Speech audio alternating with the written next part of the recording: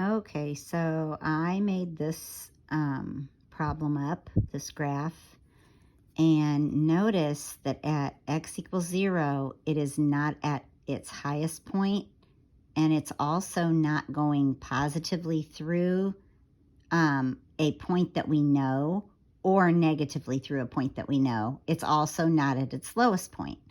So that means that we could not do just regular sine, negative sine, cosine, or negative cosine. We have to involve the c. So I know since this whole thing's getting shifted, I can see that I'm at my highest point here at this first tick mark. So I'm going to imagine that that is what it's shifted over, that one point. So I'm going to look at this as my starting point. And so I look here and I see pi over 4, but then I say, oh, well, that's half of pi over 4. So if I say half of pi over 4, that's pi over 4 times 1/2, which is pi over 8. So then I'm like, oh, if the first tick mark is pi over 8, then this must be 2 pi over 8, which does reduce to pi over 4. This next tick mark must be 3 pi over 8.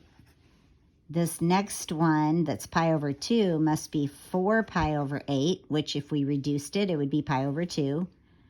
5 pi over 8, 6 pi over 8 for this one, which reduces to 3 pi over 4, 7 pi over 8, 8 pi over 8, which does reduce to pi, but then I want to go all the way to here because that's when it's at its highest point again. So I'm going to do one more pi over 8, and I've got 9 pi over 8.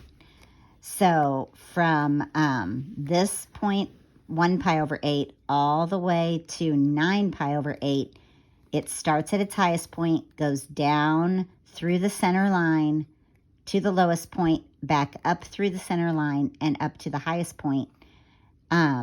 And so we're going to look at that as being my period. So I would take my 9 pi over 8 minus my 1 pi over 8, and that would give me 8 pi over 8, which is pi. So pi is my period. So if I wanted my period coefficient, I take the 2 pi divided by my period, and so my period coefficient is 2. So that's my B. Okay, period coefficient is B. So again, this was my center line. So since my center line is at y equals 1, I know that my D is going to be plus 1 because it shifted up 1, and it shifted, like I said, over pi over 8. But here's the problem. The y equals a, we're going to do cosine because we're talking about the highest point, cosine of bx plus c plus d. We said our b was 2, but you can't just put pi over 8 in for c here, okay? Because if you were looking at an equation, something like y equals, like cosine of, 3x minus pi or something like that. Let's say you were looking at that and you wanted to figure out what the shift was, what your c was. Your c is not going to be pi. Your c, you have to look at this as factoring the 3 out. And when you do that, then of course, if you multiplied it back through, 3 times x is 3x, 3 times negative pi over 3, the 3's would cancel, it would give you pi. But now this is your c. Okay, that means that, that this is shifted, and remember, negative means right, so this would be right pi over 3 units. So you're thinking of this as your C here, I guess you can think of it as it is your C, but actually this is what it's shifted over on the graph. So the way we do that is we take, for us, our b was 2.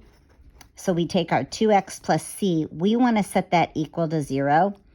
So you're setting your 2x plus c equal to 0. You put your b in, and and your bx plus c is set equal to 0.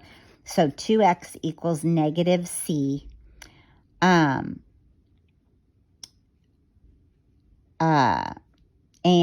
Or actually, you probably want to solve for c.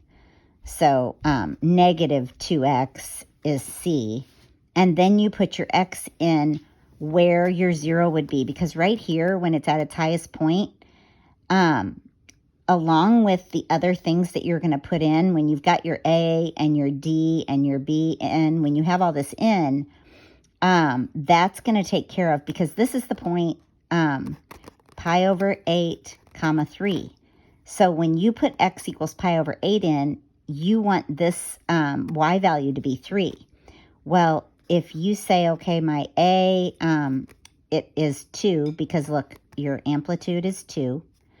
So you've got 2 cosine. We said that this was 2x plus c, and we said it was shifted up 1.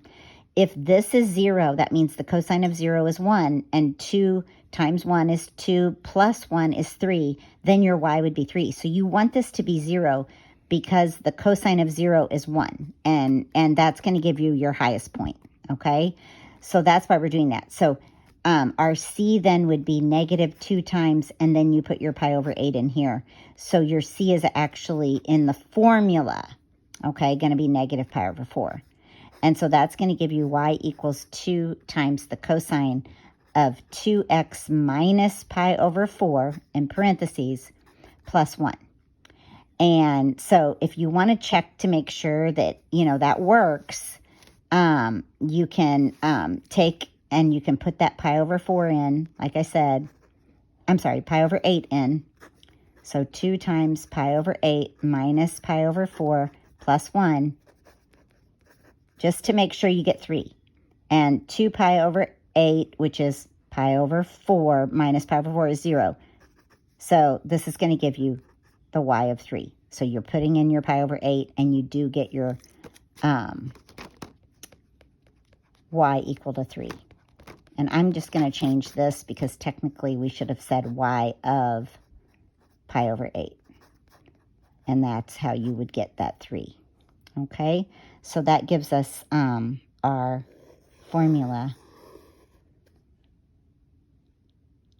which I also put right here, for that function that I created. It is harder. They might not put that on the test because that is a harder concept.